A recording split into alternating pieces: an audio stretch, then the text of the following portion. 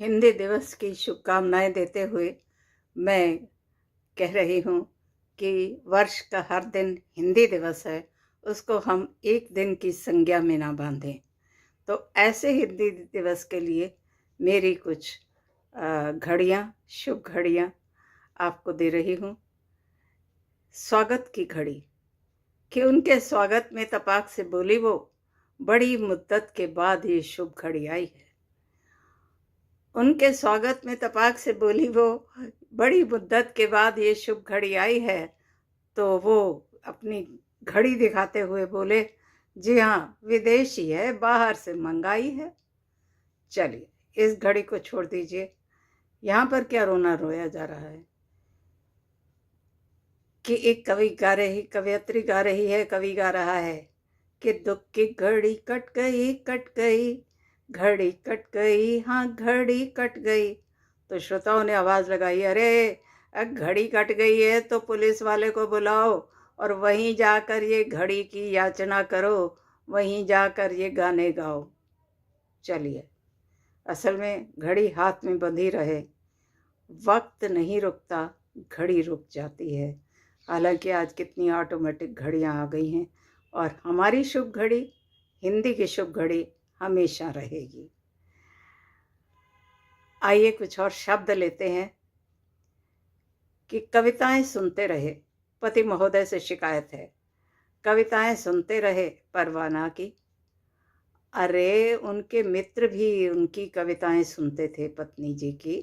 और यहाँ पर पत्नी की शिकायत क्या है कि कविताएं सुनते रहे, परवाह ना की। अरे उन्होंने कभी मेरी परवाह ना की। लीजिए, पर को वाह से जोड़ दीजिए।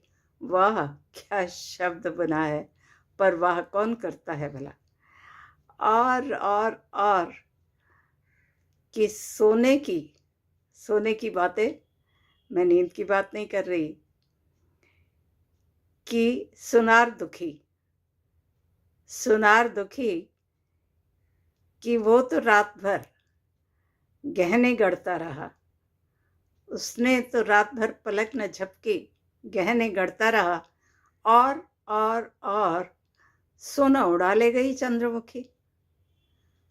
वैसे आपको पता है कि रावण ने राम जी की आंखों से क्या चुराया था कि सीता अपहरण तो मात्र बहाना था। सीता अपहरण तो मात्र बहाना था। अजी रावण का ध्येय तो श्री राम की आंखों से सोना चुराना था।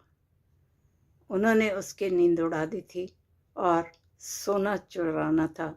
इसीलिए राम जंगल जंगल गा रहे थे, हे खगकुल हे मृगकुल श्रेणी, तुम देखी सीता मृग नैनी।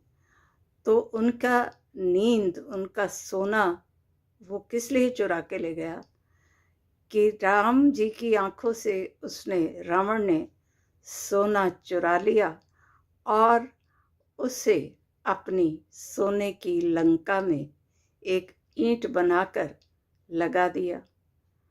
तो हनुमान जी ने बदला यही लिया कि इन्होंने तो उसकी पूंछ में आग लगा दी, लेकिन हनुमान ने ईंट से बजा दी। हनुमान ने ईंट की ईंट बजा दी।